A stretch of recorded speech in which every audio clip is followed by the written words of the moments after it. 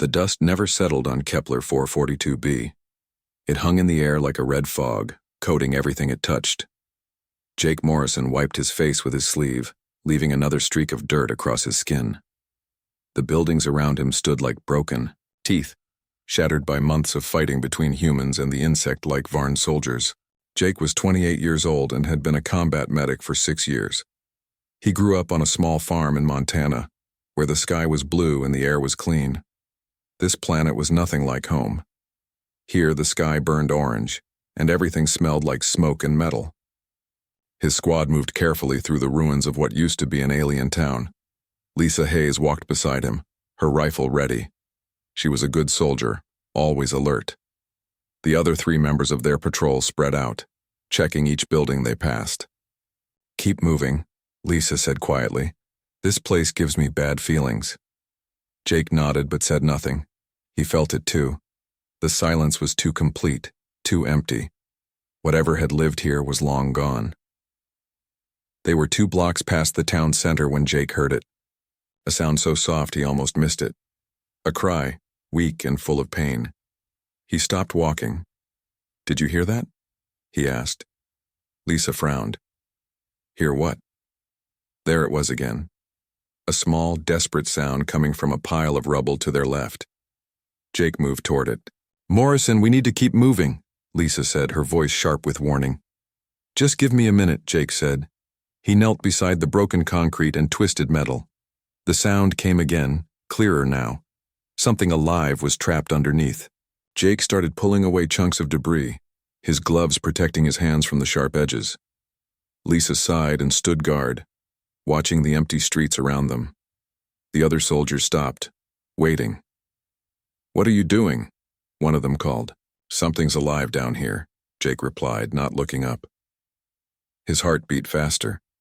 He had saved many lives during this war, but he never stopped feeling the rush of urgency when someone needed help. He pulled away a large piece of metal, and that was when he saw it. The creature was small, about the size of a cat back on Earth. Its fur was silver and seemed to glow softly even in the dim light. It had 4 legs, a long tail, and a face that looked almost feline, with large eyes that reflected the light like mirrors. Those eyes stared at him now, filled with fear and pain. "Oh no," Jake whispered.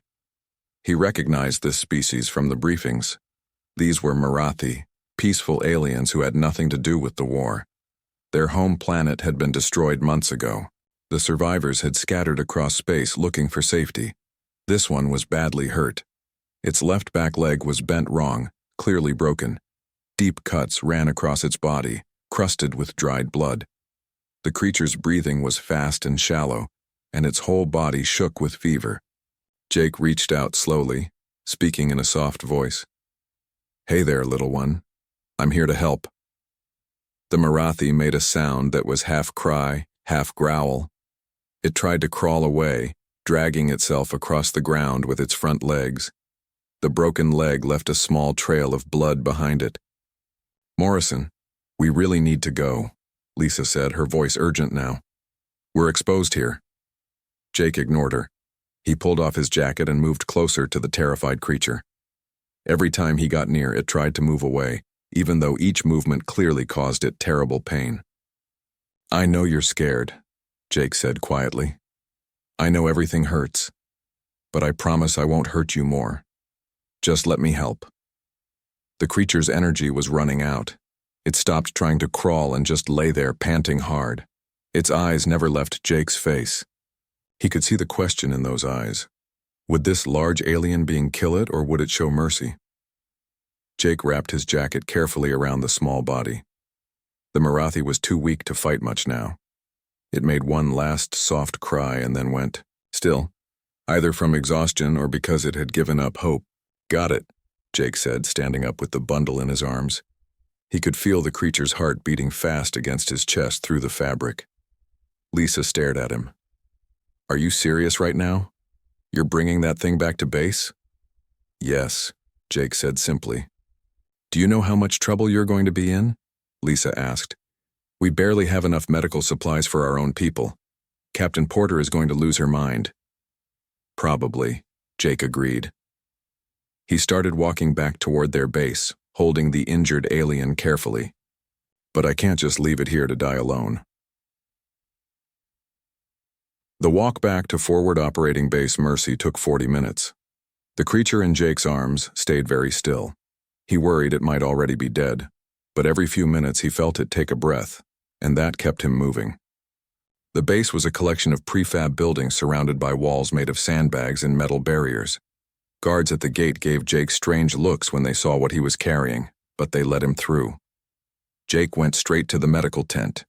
Inside, 3 other medics were treating soldiers with minor injuries. They all stopped and stared when Jake entered with his bundle. "What is that?" asked Chris Palmer, a sergeant who worked alongside Jake most days. "Marathi," Jake said. "Found it in the ruins.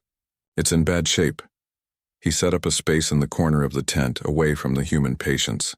He placed the creature down gently on a clean blanket and unwrapped his jacket. In the bright light of the medical tent, the Marathi looked even worse. Its silver fur was matted with blood and dirt. The broken leg was swollen to twice its normal size. "Jake," Chris said carefully, "you know we can't treat aliens. That's not what our supplies are for." "I know what the rules say," Jake replied. He was already getting water and clean cloth. "But I'm going to try anyway." Before he could do anything else, Captain Nicole Porter entered the tent. She was a tall woman with short black hair and eyes that missed nothing. Those eyes landed on the Marathi, and her expression went cold. "Medic Morrison," she said in a voice that promised trouble. "What is that doing in my medical facility?"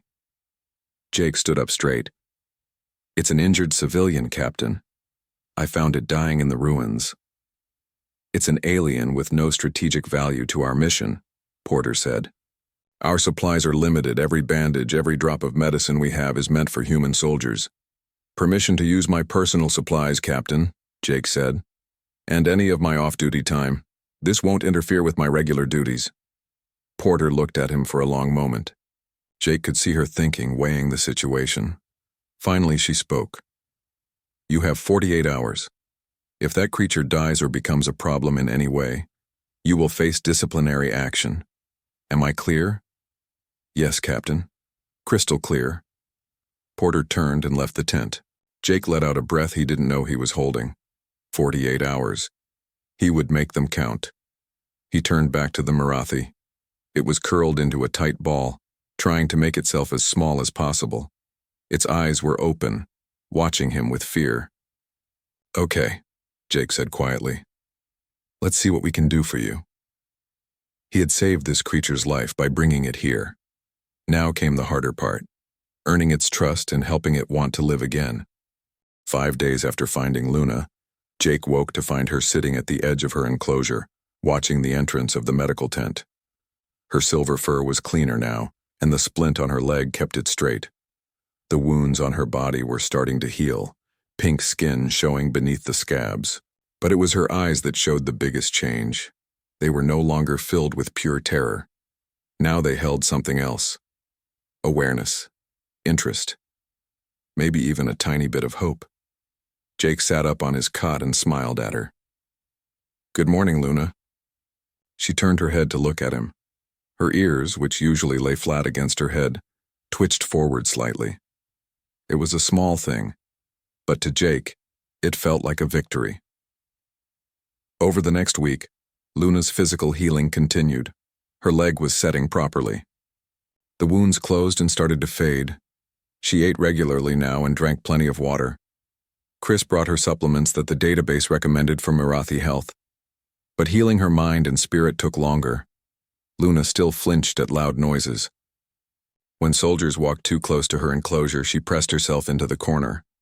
At night, she made small crying sounds in her sleep, sounds that broke Jake's heart. Jake spent every spare moment with her. He learned what she liked and what scared her. She liked soft sounds, calm voices, gentle movements. She was scared of anything sudden, anything loud, anything that reminded her of violence. He started playing music for her from his datapad. At first, he tried different kinds to see what she responded to. Rock music made her nervous. Electronic beats made her hide. But when he played classical music, something changed. Her breathing slowed. Her body relaxed. She would close her eyes and just listen. "You like that, don't you?" Jake said, watching her respond to a piece by an old Earth composer. "Me too. My mom used to play piano. I grew up hearing music like this." Luna opened one eye to look at him, then closed it again, content. Jake started reading to her too. He would sit beside her enclosure with a book on his datapad and read out loud. It didn't matter what the book was about. Luna seemed to just like the sound of his voice, the rhythm of the words. Other soldiers noticed the change in Luna. They started visiting the medical tent not because they were injured, but just to see her. Word spread through the base about the small alien creature that had survived against all odds. Private Danny Cox was the first to bring a gift. He showed up one afternoon with something made from paracord, woven into a complex knot with loose ends. "I thought maybe she'd like a toy," he said, looking embarrassed. Jake took it and placed it in Luna's enclosure. She sniffed it carefully, then patted it with one paw. The loose ends moved, and her eyes went wide. She patted it again, harder. Then she pounced on it, forgetting for a moment that she was injured and scared. For just a few seconds, she played like a normal young creature would play. Danny's face lit up. "She likes it." After that, more gifts came. Lieutenant Amy Foster donated some of her food rations, the good ones from care packages sent from home. Someone brought a soft cloth that Luna could sleep on. Another soldier made a small shelter inside her enclosure, so she could have a dark place to hide when she felt scared. Luna was becoming more than just an injured alien. She was becoming a symbol of something important. In a place full of death and fear and fighting, she reminded everyone that gentleness still existed, that caring for something small and helpless still mattered. Jake saw the change in his fellow soldiers too. They smiled more when they visited Luna. They spoke more softly. Some of them would sit quietly and just watch her, and Jake could see the stress leaving their faces for a little while. But Luna's biggest test came 2 weeks after Jake found her. It was late afternoon when the attack happened. The Varn forces launched mortars at the base, trying to hit the command center. The first explosion shook the ground so hard that supplies fell off the shelves in the medical tent. Alarms screamed. Soldiers ran for defensive positions. More explosions followed, getting closer. In her enclosure, Luna panicked completely. She thrashed against the walls, crying out in terror. Her bad leg caught on something and she screamed in pain. Jake could see that she was back in whatever horrible place her mind went when she was too scared. She wasn't seeing the medical tent anymore. She was somewhere else, somewhere terrible. "Luna!" Jake shouted over the noise of the alarms and explosions. He didn't think. He just opened her enclosure and reached in. Luna was beyond reason now. She tried to run despite her leg, tried to escape, tried to do anything to get away from the sounds that meant death and pain. Jake grabbed her gently but firmly and pulled her against his chest. Another explosion hit close, very close. The medical tent shook. Something fell from the ceiling, crashing near where Jake stood. He turned his body, shielding Luna with his arms and back. Luna struggled against him, her claws digging through his uniform into his skin. But Jake held on, making himself a shelter for her, a safe place in the middle of chaos. "I've got you," he said into her fur. "You're safe, I've got you. Nothing's going to hurt you." More explosions, more shaking. The attack went on for 10 minutes, though it felt like hours. Jake crouched over Luna, protecting her, talking to her, telling her over and over that she was safe. Finally, the explosions stopped. The alarms changed to a different sound, the all-clear signal. Jake didn't move immediately. He stayed where he was, holding Luna, letting her know the danger had passed. That was when he realized something had changed. Luna had stopped struggling. She was pressed against his chest, her small paws gripping his uniform. He could feel her heart beating fast. But she wasn't trying to escape anymore. She had chosen to trust him. In the worst moment, when she was most afraid, she had stopped fighting and let him protect her. Jake loosened his hold slightly. Luna looked up at him with those huge eyes. Then she did something she had never done before. She made a sound, a soft vibration that came from deep in her chest. It sounded almost like purring, but more musical, more complex. It's okay, Jake said softly. It's over now. You're okay. He carried her back to her enclosure, but when he tried to put her down, she clung to him. She didn't want to be put down. She wanted to stay close to him. So Jake sat on the floor of the medical tent with Luna in his lap. He stroked her fur gently, and she pressed closer, still making that soft musical sound. Chris came to check on them an hour later. He stopped when he saw them, a smile spreading across his face. You two look comfortable, he said. She won't let me put her down, Jake admitted. Don't. She's chosen you, Jake. That's special. From that day forward, everything was different. Luna still had her enclosure, but she didn't stay in it much anymore. She followed Jake around the medical tent, staying close to his feet. When he sat to eat or rest, she climbed into his lap. When he treated patients, she watched from a nearby shelf. She was still scared of some things. Loud noises made her jump. Strange people made her nervous. But with Jake, she felt safe. And slowly, carefully, she started to let other people get close too. Chris could pet her now. Lisa could give her treats. Danny could play with her using the toy he had made. Jake watched her transformation with wonder. This creature that had been half dead, completely terrified, unable to trust, was now playing and exploring and connecting with others. She was healing not just in body but in spirit. One evening, Jake was doing paperwork at a desk in the medical tent. Luna was curled on his lap, sleeping peacefully. He looked down at her and felt something in his chest tighten. He loved this small creature. Somehow, in just a few weeks, she had become incredibly important to him. The thought of anything happening to her, of losing her, made him feel sick. Chris noticed his expression. You okay? Yeah, Jake said. Just thinking. About Luna? Jake nodded. About how much she's changed. How much she's changed me too, I guess. How has she changed you? Chris asked. Jake thought about it. Before Luna, everything here felt gray, like I was just going through the motions, treating injuries, watching people suffer. But taking care of her gave me something to focus on besides the war. Something good. Something worth protecting. She's lucky you found her, Chris said. I think maybe I'm the lucky one, Jake replied. He meant it. In saving Luna's life, Jake had found something he didn't know he was missing. Purpose beyond duty. Connection beyond obligation. Love that crossed the gap between species and proved that caring for each other was the most important thing any being could do.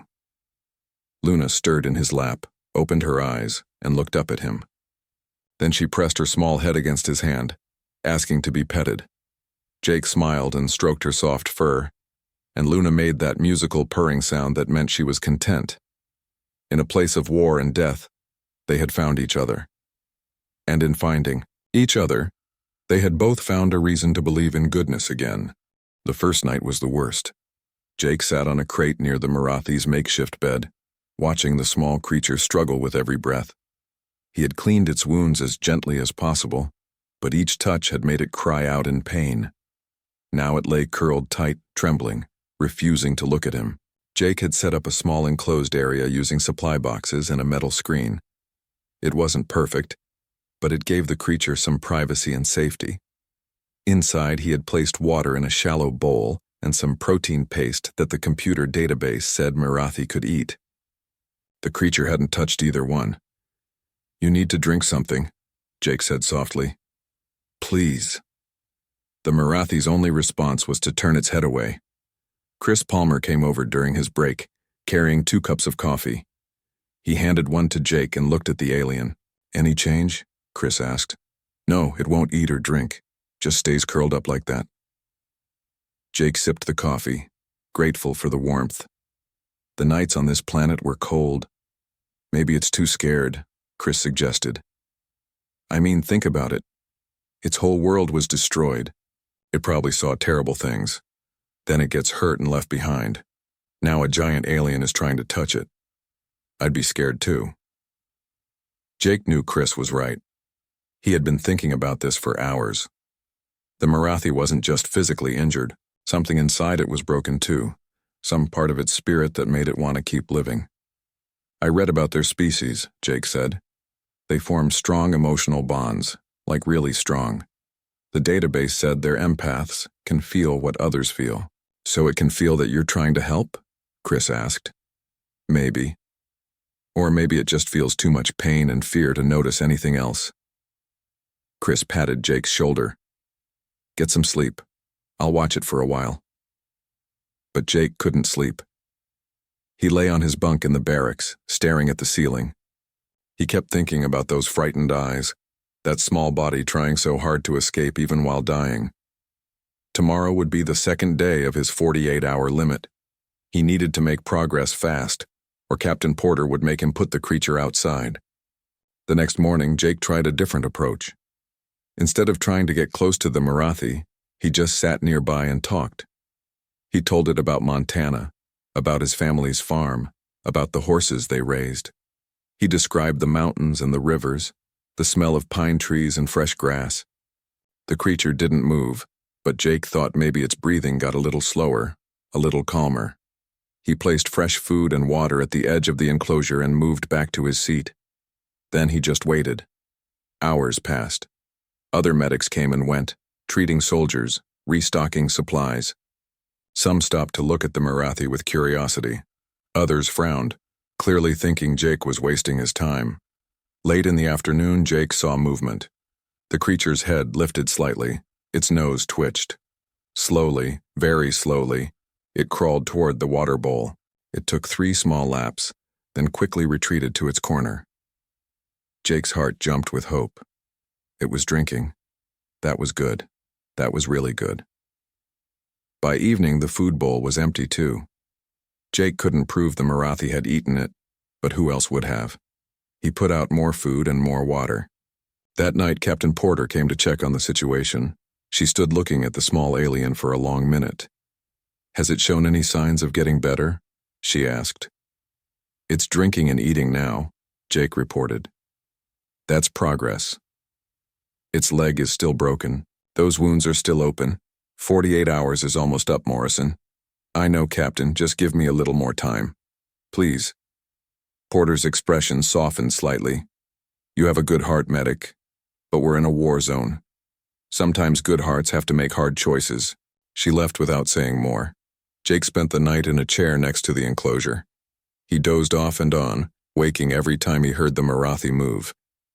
Near dawn, he woke to find those large eyes staring at him through the screen. They looked at each other for several seconds before the creature looked away, but it hadn't growled. It hadn't tried to hide. That was something. Day 3 brought a breakthrough. Chris had an idea. He took pieces from their medical supply kits and made a small splint. It wouldn't be perfect, but it might help the broken leg start to heal. The problem, Jake said, is getting it on the leg. I can't just grab the creature. That would destroy any trust we've built. So what do we do? Chris asked. Jake thought about it. We need to make it feel safe enough to let us help. He started by opening the enclosure door but not reaching inside. He just left it open, showing the Marathi it could leave if it wanted. The creature watched him closely but didn't move. Then Jake started talking again, his voice low and calm. He talked about his sister's cat back home, a fat orange thing that loved to sleep in the sun. He talked about how the cat had once hurt its paw and how scared it had been at the vet. You remind me of that cat, Jake said. Scared and hurting. But you know what? That cat got better. And you will too. He placed the splint on the ground just inside the enclosure and moved back. This is for your leg. When you're ready, we'll put it on. No rush. The day passed. Jake treated human patients, helped with supply inventory, did all his regular duties. But every chance he got, he came back to sit near the Marathi. By evening, something had changed. The creature was sitting up instead of curled in a ball. Its head turned to follow Jake when he moved around the tent. When he sat down with his dinner, the Marathi crawled closer to the screen, watching him eat. Want to share? Jake asked. He knew the creature couldn't eat human food, but he liked talking to it. This is called meatloaf. Well, it's supposed to be. Mostly it's just protein paste shaped like meat. The Marathi made a sound. Not a growl or a cry. Something else, almost like a question. "You're wondering about me, aren't you?" Jake said. "Wondering why I'm helping you. Honestly, I don't know if I can explain it in a way you'd understand. But where I come from, we have a saying. We're supposed to help those who can't help themselves. Doesn't matter if they're human or not." He finished his meal and set the tray aside. Then he did something he hadn't tried before. He held out his hand, palm up, and placed it on the ground near the screen. Not reaching through. Just offering. "I won't hurt you," Jake said. "I promise." The Marathi stared at his hand for a long time. Jake kept very still, barely breathing. Finally, the small creature moved forward. It crawled slowly, dragging its broken leg. When it reached the screen, it stopped. Then, very carefully, it pressed its nose against Jake's fingers through the screen. The touch lasted only a second before the Marathi pulled back. But it was enough. Jake felt his eyes get wet, and he blinked hard. "Thank you," he whispered. "Thank you for trusting me." That night, Jake and Chris managed to treat the creature's wounds properly. It didn't fight them. It made small sounds of pain, but it held still, seeming to understand they were trying to help. They cleaned the deep cuts and applied medicine that would prevent infection. The broken leg was harder. They had to be very careful putting on the splint. When they finished, the Marathi was exhausted. It lay panting in its enclosure, looking at Jake with those huge eyes. "You did great," Jake told it. "You're so brave. You're going to be okay now." Chris cleaned up the supplies. "I think you saved its life, Jake." "Maybe," Jake said. "But it's not really living yet. Its body might heal, but its mind is still broken. Look at it. It's still so scared."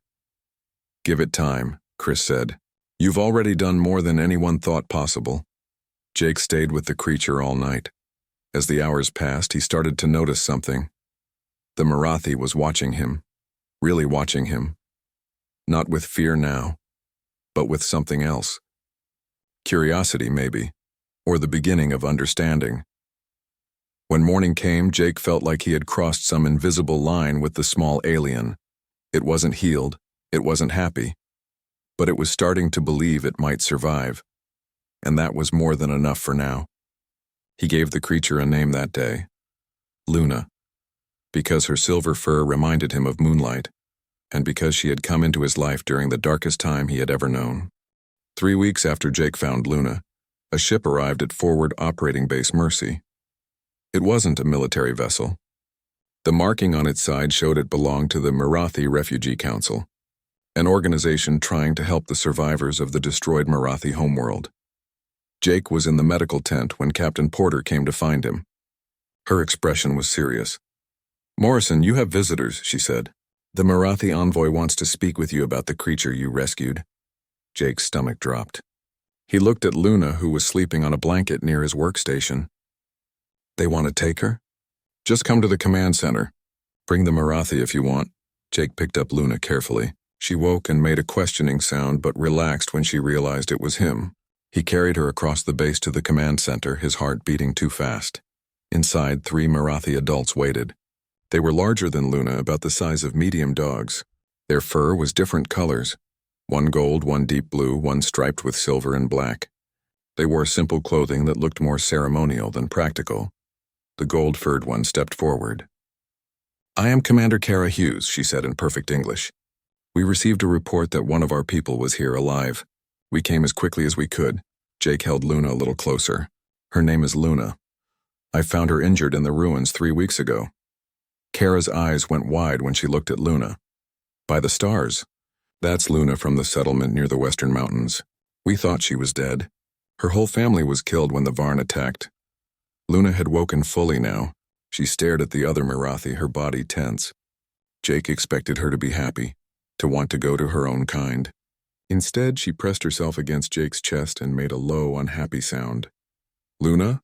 Kara said softly, speaking in the Marathi language, a series of musical tones and soft sounds. Luna turned her face away, hiding against Jake. Kara looked surprised. "She's afraid of us?" "She's been through a lot," Jake explained. "It took weeks for her to trust me. She's still scared of most things."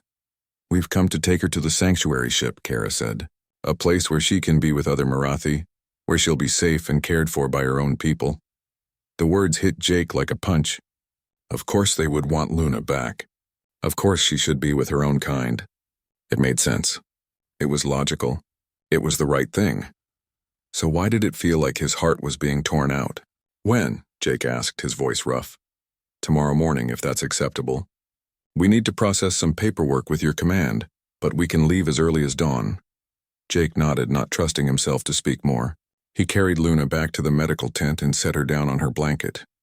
She immediately climbed back into his lap, sensing something was wrong. Chris found him an hour later sitting on his cot with Luna curled against his chest. I heard. Chris said quietly. I'm sorry, Jake. It's what's best for her, Jake said. She should be with her own kind. She should be somewhere safe, not in a war zone. But, Chris prompted. But I don't want her to go, Jake admitted. Is that selfish? It's definitely selfish. She's not mine. She's not a pet. She's a person, a being with her own life. But I can't imagine not having her here anymore. Chris sat beside him. You saved her life, Jake. You gave her a reason to live again. That creates a bond. There's nothing wrong with being sad about losing that. That night, Jake couldn't sleep. He lay on his cot with Luna on his chest, listening to her breathe. He memorized the feeling of her soft fur, the weight of her small body, the sound of her musical purr. Tomorrow she would be gone and he would probably never see her again. He tried to be happy for her. She would be safe. She would be with her own people. She would have a chance at a normal life. But it hurt so much he could barely breathe. Morning came too quickly. Jake got up early and fed Luna her breakfast. She ate slowly, watching him with those large eyes. Did she know something was different? Could she feel his sadness? Commander Kara arrived with her team just after sunrise. They brought a special carrier for Luna, padded and comfortable. It's time, Kara said gently. Jake picked up Luna one last time. He held her close, pressing his face against her soft fur. You're going to be okay, he whispered. You're going to have a good life. Be happy, Luna. Please be happy. He tried to put her in the carrier. Luna's claws dug into his uniform. She made a sound he had never heard before, high and desperate. She clung to him, refusing to let go. Luna, you have to go, Jake said, his voice breaking. They're your people. They'll take care of you. But Luna wouldn't let go. She fought every attempt to put her in the carrier. She cried out, a sound full of panic and fear. Finally, Jake stopped trying. He just held her while she trembled against him. Kara watched this with a strange expression. She spoke to the other Marathi in their language. They responded, and a conversation happened that Jake couldn't understand. Finally, Kara turned to Jake. This is unusual, she said. Luna has bonded with you. Bonded? Jake asked. It's something that happens sometimes with our people. A bond that goes deeper than friendship or family. It's a connection of souls. We usually bond with other Marathi, but sometimes, rarely, we bond with other species. What does that mean? Jake asked. It means Luna has chosen you as her bondmate. Trying to separate you now would cause her severe pain, possibly even death. The trauma would be too much for her mind to handle. Jake stared at Kara. So she can't go with you? Not unless you come too, and I don't think your military will release you. Kara smiled slightly. There is another option. You can apply for interspecies guardianship. It would make you legally responsible for Luna. Where you go, she goes. For the rest of her life, which for Marathi is usually about 40 Earth years.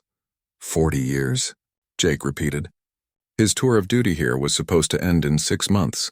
After that, he planned to go home to Montana. Maybe go to school, start a normal life. Having Luna would change everything. He looked down at the small creature in his arms.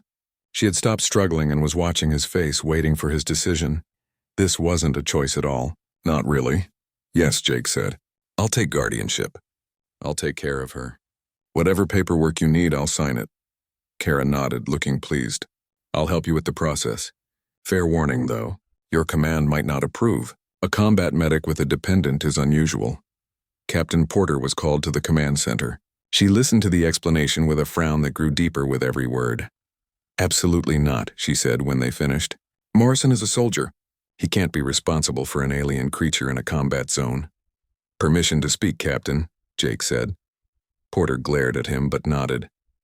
Luna has improved morale across the entire base. The soldiers are happier, calmer when they visit her. She's providing emotional support that our counselors can't match, and she won't interfere with my duties. I promise. He's right, Chris said, stepping forward. Jake hadn't known he was there. Luna has been good for everyone here. The men and women are dealing with serious stress, and she helps with that. Plus, Morrison has never let her affect his work. He's still the best medic we have. Lisa was there too. I'll vouch for him, Captain. Jake saved that creature's life.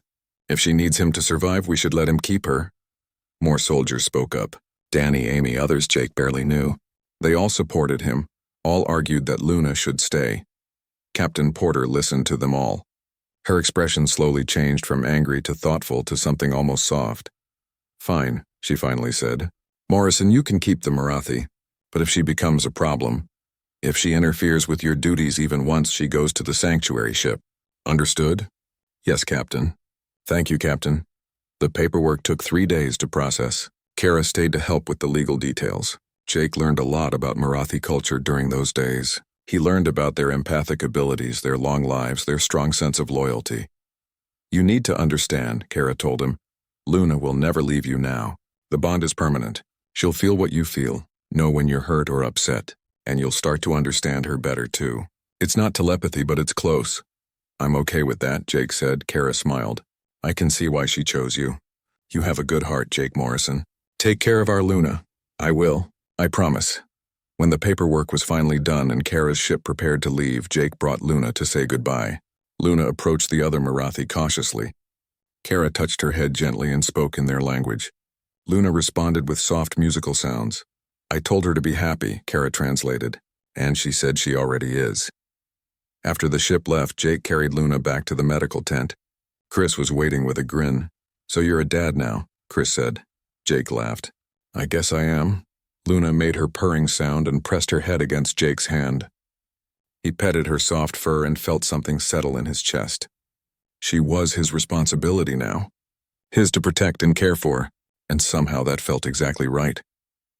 That night, Jake made a proper bed for Luna next to his cot.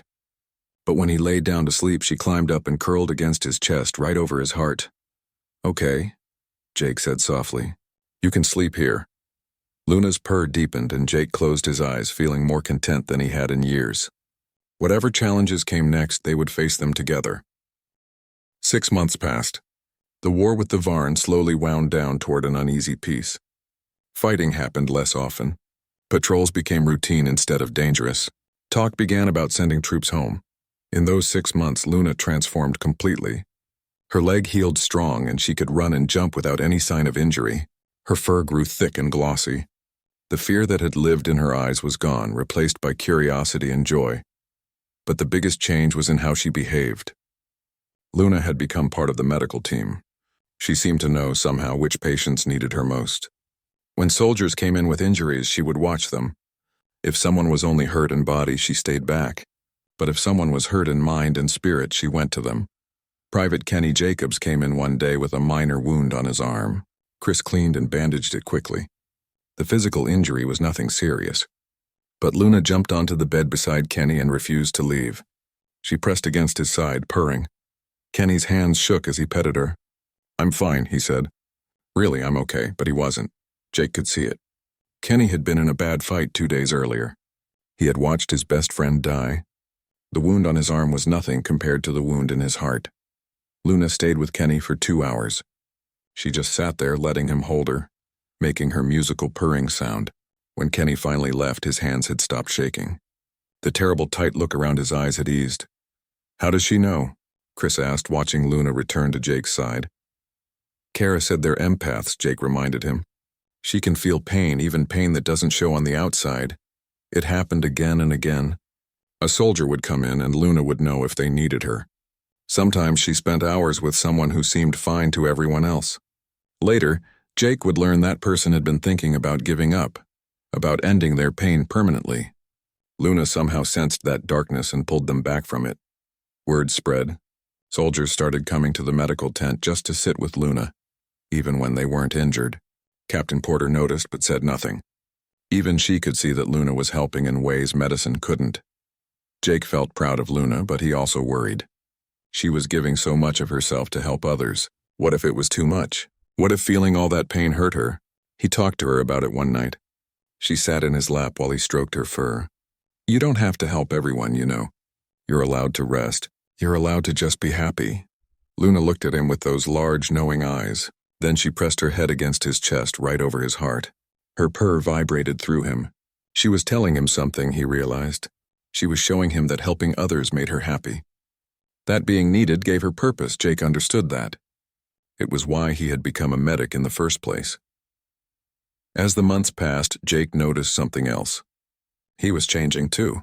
The constant stress that had weighed on him since arriving on this planet was lifting. He smiled more. He slept better. The nightmares that used to wake him up screaming came less often. Luna was healing him, the same way he had healed her. But the biggest test came on a night 3 weeks before Jake's unit was scheduled to go home. Jake was alone in the medical tent, doing inventory. Everyone else was at the mess hall for dinner. Luna was with him, sleeping on her favorite blanket. The base was quiet. Then, without warning, Jake's hands started to shake. His chest felt tight. He couldn't breathe properly. Images flashed through his mind. All the soldiers he had tried to save and couldn't, all the blood, all the death. Faces of the dead stared at him from his memory. He sat down hard on the floor, his back against a storage cabinet. His breath came in short, painful gasps. He knew what this was. Panic attack. He had seen it in other soldiers, but he had never experienced it himself. Not until now. The stress, the pressure, the accumulated trauma of months in a war zone. It all came crashing down at once. Jake wrapped his arms around his knees and tried to hold himself together, but he was breaking apart inside. Luna woke up. She was at his side instantly. She climbed into his lap and pressed herself against his chest, directly over his racing heart. Her purr started loud and strong, but it wasn't enough. Jake was drowning. Tears ran down his face. His whole body shook. He had been strong for so long, held everything together for so long, and now he couldn't do it anymore. Luna made a sound, something different from her usual purr. It was higher, more complex. It resonated through Jake's chest, through his bones. He felt it in his heart, in his mind, and slowly, the panic began to ease. His breathing steadied. The terrible pressure in his chest lessened. The images in his mind faded. Luna stayed pressed against him, making that special sound. Jake held her tight, burying his face in her soft fur. He cried harder, but it was different now. Not panic, just release. All the pain he had been holding inside came out, and Luna absorbed it, took it from him. After a long time, Jake could breathe normally again. He wiped his face and looked at Luna. She was watching him with concern in her large eyes. "Thank you," Jake whispered. "I'm sorry. I should be the one taking care of you, not the other way around." Luna made a soft sound and touched her nose to his cheek. Jake suddenly understood what she was telling him. They took care of each other. That was what bonding meant. Not one person helping another, but two beings sharing the weight of life together. Chris found them like that 20 minutes later. He took one look at Jake's red eyes and pale face and understood. "You okay?" Chris asked quietly. "I am now," Jake said. "Luna helped me," Chris smiled. "She's good at that." The next day, Jake made a decision. When his military service ended, he would become a veterinarian. He would learn how to care for alien species, how to understand their needs, and eventually, he would open a sanctuary for creatures like Luna, aliens who were hurt or lost or scared. He told Luna about his plan that evening. She sat beside him while he looked at information about veterinary schools on his datapad. "It means a lot of studying," Jake said, "and it might take years. But I want to help more beings like you. I want to give them the same chance I gave you." Luna pressed her head against his hand and purred. Jake took that as approval. 3 weeks later, Jake's unit boarded the transport ship that would take them home. He carried Luna in a special travel carrier that Kara had sent them. Luna didn't like being in the carrier, but she tolerated it because she trusted Jake. The other soldiers in his unit said goodbye. Chris hugged him. "Take care of yourself and take care of Luna." "I will," Jake promised. Lisa punched his arm lightly. "You did good here, Morrison. Really good." Danny gave Luna one last gift, another toy made from paracord. "For the trip home," he said. Captain Porter even shook Jake's hand. "I was wrong about you and that creature," she admitted. "She made a difference here. You both did." The flight back to Earth took 2 weeks. Luna adapted well to ship life. She explored their small cabin, made friends with several crew members, and spent most of her time curled up with Jake. When they finally landed on Earth, Jake stood at the bottom of the ramp and breathed clean air for the first time in over a year. He opened Luna's carrier and she stepped out carefully, looking around with wonder. "Welcome home, Luna," Jake said. She looked up at him and made her happy purring sound. Jake's family met them at the military base. His mother cried when she hugged him. His father shook his hand firmly, pride in his eyes. His younger sister knelt down to look at Luna. "She's beautiful," his sister said. "Can I pet her?" "Ask her first," Jake said. "Let her come to you." Luna approached cautiously, sniffed Jake's sister, then pressed her head against the girl's hand. Soon she was purring while Jake's sister carefully stroked her fur.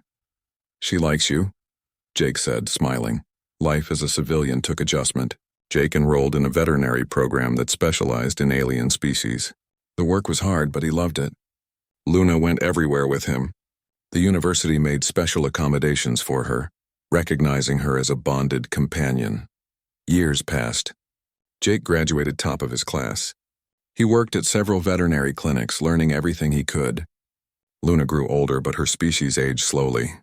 She still looked young and stayed active. Finally, after 8 years, Jake had saved enough money. He bought a piece of land in Montana, not far from where he grew up. He built a sanctuary there, a place for alien creatures who needed help. The sanctuary started small, a few animals that no one else wanted, but word spread. Soon Jake was caring for dozens of beings from different worlds. Some stayed permanently. Others healed and moved on. Luna helped with all of them. She had a gift for calming frightened creatures, for showing them that this was a safe place. One afternoon, Jake sat on the porch of his house watching the sunset. Luna was beside him, warm and comfortable. A group of children from town came up the hill, brought by their teacher for a field trip. The children were fascinated by the alien animals. Luna let them pet her gently, no longer afraid of strangers. She had learned that most beings were kind if you gave them a chance. Jake watched the children and thought about everything that had happened. He had been a soldier once, surrounded by death and violence. He had been broken and lost. Then he found a small, terrified creature dying in rubble, and that creature had changed everything. In saving Luna, Jake had discovered his purpose. In trusting Jake, Luna had learned to live again. Together, they had proved something.